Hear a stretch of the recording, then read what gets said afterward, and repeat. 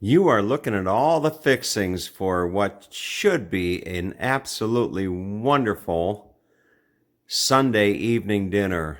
This is going to be a pot roast, a chuck pot roast, and the slow cook. I'm going to do this in the slow cooker, and I will share with you. There's not really a whole heck of a lot of preparation to do with this.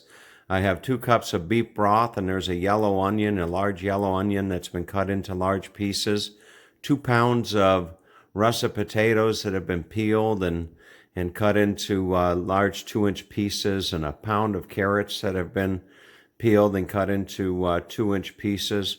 And there's 2 cloves of garlic, and then of course you've got your beautiful 3 to 4 pounds of chuck roast, I think it is the cut of beef.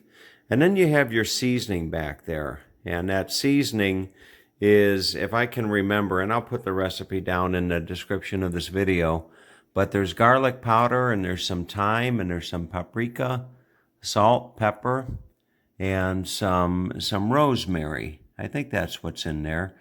So I'm going to rub that spice mixture into the beef, and then I'm going to sear it for about 3 to 4 minutes on each side before putting it into the crock pot for 10 hours. I've covered the meat with all those seasonings, and I'm going to sear this now 3 to 4 minutes per side, and we will, I don't know how many sides there are. You got 1, 2, 3, 4. There's at least 4 sides, I would think. So I'm going to use my Ninja Foodie that I have here, and I put the setting on sear, and I put some olive oil in there. I'm not quite sure, the olive oil, it kind of collects along the sides, but we will see, as the saying goes. I'll kind of mix that around a little bit, perhaps kind of take the pot and let the olive oil go around. But maybe not the best idea to do it in the Ninja Foodie, because the oil's not evenly distributed. But we will see, as the saying goes. So I'm going to let this go 3 or 4 minutes and then flip it over and do the other side 3 or 4 minutes. All in all, I think this will work out okay. I'm kind of picking up the pot and letting the oil get underneath the roast. And I'm going to try to do this on the 4 different sides. So I did it on one of the flat sides. Now I'm doing it on one of the short sides, and then I'll just flip it over. I don't know that you necessarily need to sear this, but I think that it gives it a really nice texture. And I've browned it on all sides. So now what I'm going to do is, this recipe is so easy, it's ridiculous. Now I'm going to put in the potatoes. So I have this set to low for 10 hours, this being the crock pot. And who doesn't like something cooked in a crock pot? So now we're going to go ahead and put in my garlic that I had, and I'm going to put in the onion. So there goes my onion, and we'll put in the carrot. Boy, this is going to be good.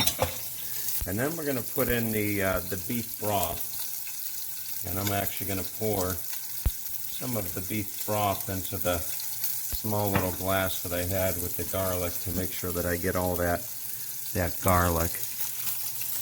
So there is the rest of the garlic, and we'll put the beef broth, 2 cups of the beef broth in there, just like that. And now we'll put in the star of the show, right there. There goes my beef. Look at that. Boy, that looks good, folks. So we're going to let this cook for the better part of 10 hours, and it'll be ready right about football kickoff today, kickoff of the football games. So we'll be back in 10 hours. Have a great day. We are 8 hours in to the attempt at the pot roast, and I do have a do have a friend that's going to be joining me for dinner tonight. And boy, you know, all day long the house has just been smelling really, really good. Let's take a look. Ooh, look at that. That looks pretty darn good, I must say. All right, we're just going to let it go for a little while. I think it's got about another hour or so, and then it'll just switch over to warm. It is almost dinner time, and boy, that if it tastes as good as it smells, it is going to be a nice dinner. So, last step is to make the gravy, and what I did was I took 2 tablespoons of the liquid in the bottom of the crock pot and mixed it with equal part of cornstarch. So now I'm just kind of stirring it for a few minutes to let it thicken up. But dinner should be served here just shortly, and boy, it looks good.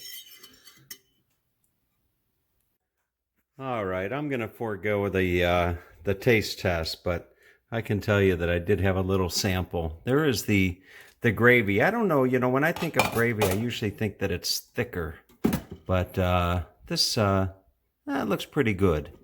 So there is my gravy. I actually have a dinner guest tonight, and he is just about 10 minutes from coming in to watch a little football, and I'm going to pour that gravy over the pot roast there, and boy, that looks good. And what better to have with this than Red Lobster Cheddar Bay biscuit mix? So I'm going to have little some biscuits, and of course you got to have the Godiva Belgium 1926 flourless chocolate torte for dessert. So anyway, have a great day.